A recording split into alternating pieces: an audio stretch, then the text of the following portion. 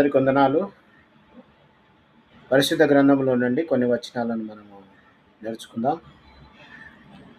యోహాను సువార్త 3వ అధ్యాయము 16వ వచనం. దేవుడు లోకమును ఎంతో ప్రేమించెను కాగా ఆయన తన అద్వితీయ కుమారునిగా పుట్టిన వాని యందు విశ్వాసం ఉంచు ప్రతివాడు నశింపక నిత్య జీవము పొందునట్లు ఆయనను అనుగ్రహించెను. దేవుడు లోకమును ఎంతో ప్రేమించెను. లోకమనగా మనమే. దేవుడు లోకమును ఎంతో ప్రేమించెను కాగా ఆయన తన అద్వితీయ కుమారునిగా పుట్టిన వాని యందు విశ్వాసం ఉంచువాడు. ఎవరు పుట్టారు? అద్వితీయ కుమారుడిగా యేసుక్రీస్తు ప్రభువు పుట్టాడు.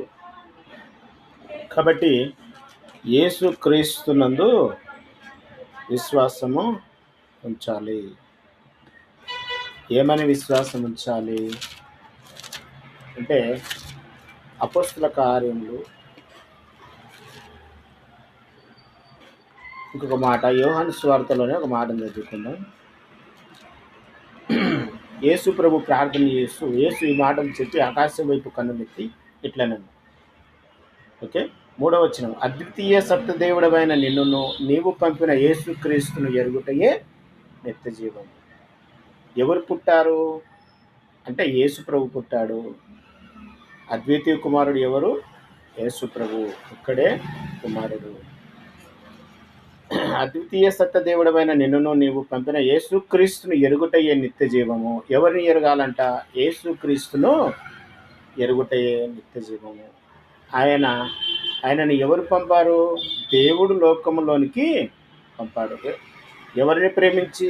మనలను ప్రేమించి, నశించి పోతున్న మనలను ప్రేమించి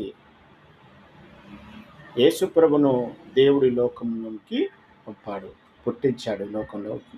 కాబట్టి ఒక వ్యక్తి విశ్వాసం ఉంచుచున్నాడు, నపుంసకుడు. యేసుక్రీస్తు దేవుని కుమారుడని విశ్వాసం ఉంచుచున్నానని ఫిలిప్పుకు ఉత్తరం ఇచ్చెను. కాబట్టి యేసుక్రీస్తు దేవుని కుమారుడని విశ్వాసం ఉంచాలి. నీకు